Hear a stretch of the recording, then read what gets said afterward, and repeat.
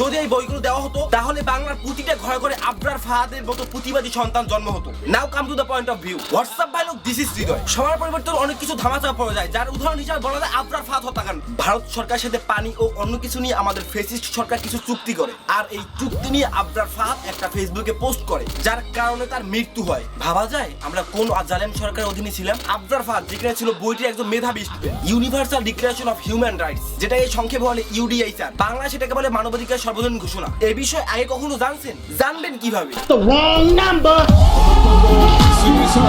বাংলাদেশে শুধু এরকম কোন সাধারণ আইন, সংবিধানের বেসিক নলেজ নিয়ে তো কোনো বই দেওয়া হয়নি, প্রাইমারি লেভেল থেকে হাই স্কুল পর্যন্ত। যদি এই বইগুলো দেওয়া হতো তাহলে বাংলার প্রতিটা ঘরে ঘরে আবরার ফাহাদের মতো প্রতিবাদী সন্তান জন্ম হতো। Now come to the point of view. UDHR এর তথ্য মতে সংবিধানের 19 নম্বর অনুচ্ছেদে বলা আছে যে প্রত্যেকেরই হস্তক্ষেপ ছাড়াই মতামত প্রকাশের অধিকার থাকবে এবং প্রত্যেকেরই মত প্রকাশের স্বাধীনতার সাথে অধিকার থাকবে। এই অধিকারের মধ্যে অন্তর্ভুক্ত থাকবে সব ধরনের তথ্য ও ধারণা খোঁজা, গ্রহণ এবং প্রদানের স্বাধীনতা। আবরার ফাহাদের স্বাধীনতা দিক দিয়ে পোস্টই করেন। আমার তো মাথা আসছে না একজন বইটি স্টুডেন্টকে তার সহপাঠীরা কিভাবে মারে। এটা প্রথম কথা। দ্বিতীয় কথা হলো স্টুডেন্টদের কেন রাজনীতি করতে হবে? এজন্যই বাংলাদেশ এডুকেশন সিস্টেম আমার ভালো লাগে না, পুরাই মুততে দিতে মন চায়। Now come to the point. Abrar ফাহাদকে কিভাবে মারা হলো? 2019 সালের 4 অক্টোবর আসামি মেহেদী হাসান রবিনকে জানান আবরারকে তার শিবির বলে সন্দেহ হয়। এরপর রবিন মেসেঞ্জার গ্রুপে সবাইকে মেসেজ দেন। আবরারকে শিক্ষা দেওয়ার পরিকল্পনা অনুযায়ী রবিন ও মুন্নার নেতৃত্বে অমিত সাহা, সকাল, আকাশ, তাবাক্কারুল, মনির, জিয়ন সহ অন্যরা বৈঠকে বসে, যেখানে সিদ্ধান্ত হয় মনিরের নেতৃত্বে তোহা, আকাশ, মাজেদ, মোর্শেদ, মুয়াজ সহ অন্যরা গেস্ট রুমে আবরারকে পেটাবে। 6 অক্টোবর রাত 8টা আসামিরা নিজেদের মধ্যে যোগাযোগ করে শেরেবাংলা হলের 2011 নম্বর রুমে একত্র হন। সেখান থেকে রবিন ও সকালের নির্দেশে তানিম, জেমি ও সাদাত 1011 নম্বর রুমে গিয়ে ঘুম থেকে আবরারকে ডেকে তোলে। বলে 2011 নম্বর রুমে বড় ভাইরা ডাকছে। এ সময় আবরারকে তার কাছে থাকা ল্যাপটপ ও 2টি মোবাইলও সাথে নিতে বলে। রুমে ঢুকলেই আবরারকে পেটানো শুরু করে আসামিরা।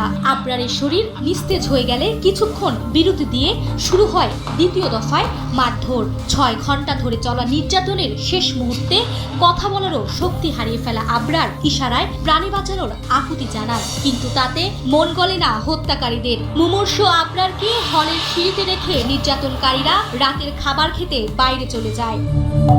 ফিরে এসে আবরারের মৃত্যু নিশ্চিত বুঝতে পেরে নিজেদের অপরাধ লুকাতে তৎপর হয় আসামিরা। আবরারের নিথর দেহ সিঁড়ি থেকে হলের ক্যান্টিনে রাখা হয়। রাত 3টার সময় প্রভোস্টকে খবর দেয়া হয় আবরারের অসুস্থতার কথা।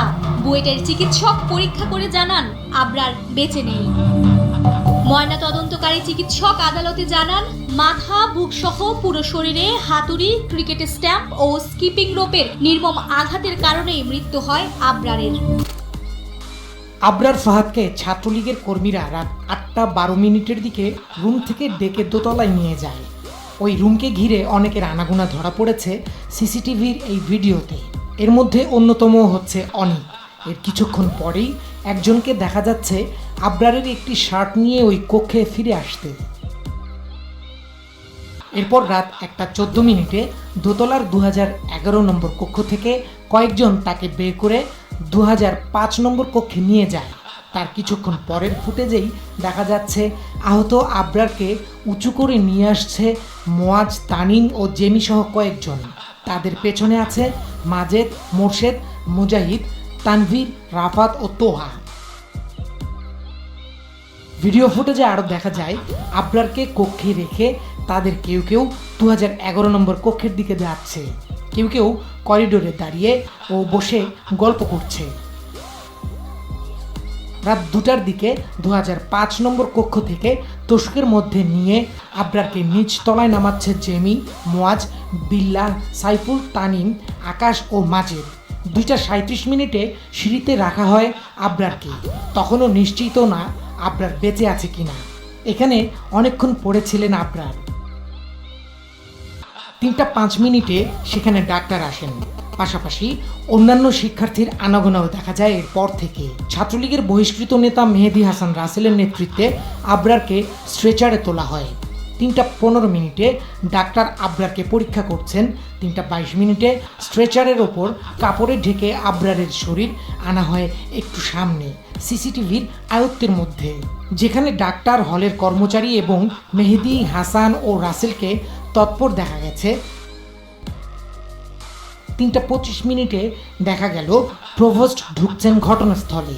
মুখের উপরে পর্দা সরিয়ে প্রভোস্টকে দেখালেন ডাক্তার, আর ঘটনার বর্ণনা করছেন ছাত্রলীগের বহিষ্কৃত নেতা রাসেল ও অনিক।